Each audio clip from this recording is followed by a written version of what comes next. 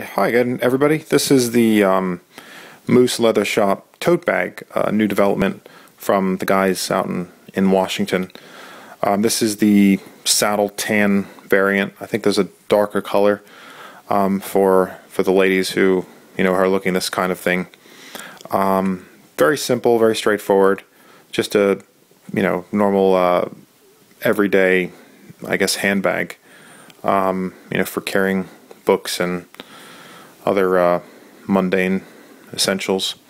So just to get right to it, the outside is made from I think 3-4 main pieces of leather, very thick, durable leather, just to give you an idea of the thickness here, but it's also very pliable. As you can see, it's very floppy.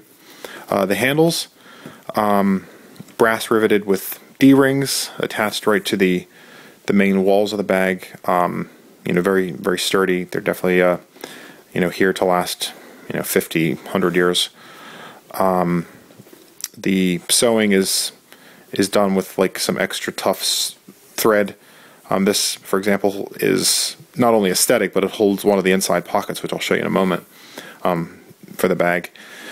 There's some laser etching around the bag, which is really cool. It gives the bag some symmetric definition, if you will, which kind of gives it a bit of a cool look, I guess, for girls carrying it. You can see it kind of here.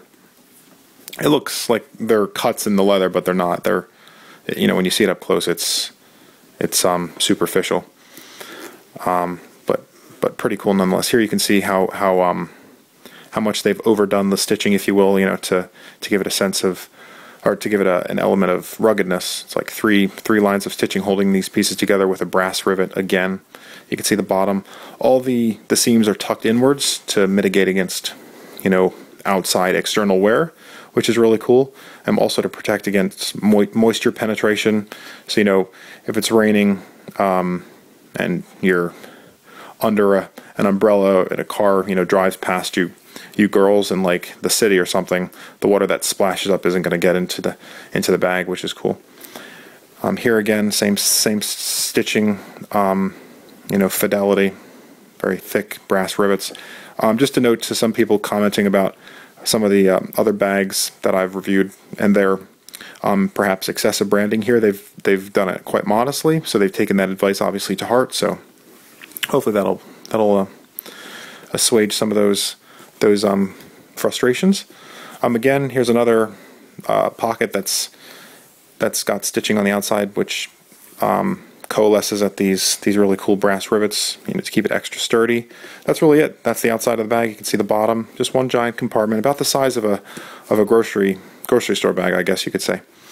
The strap's made out of really heavy duty. It seems like bridle leather, but very much denser, I'd say, than the bag itself.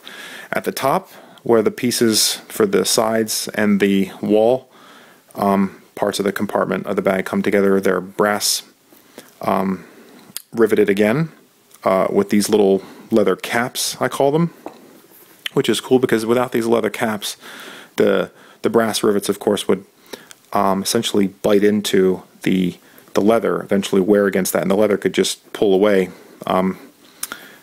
against the brass rivet, making it pretty much useless. So that leather cap is not only for aesthetics but for strength. So you can see just up close, they've wrapped it all the way around and riveted it on the inside, which is pretty cool. So right to it, let's get to the center, the inside of the bag. Luckily, this is a light colored bag, so seeing the inside is much easier. Hopefully, let's see if we can get, there we go, under the light. So just one giant compartment, as you can see.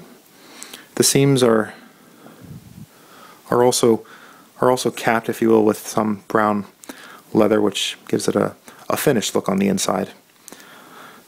And that's really it to the bag. You got pockets on the back. I don't know what girls carry in their handbags because I don't carry one, but you can imagine, I guess, what would go in here.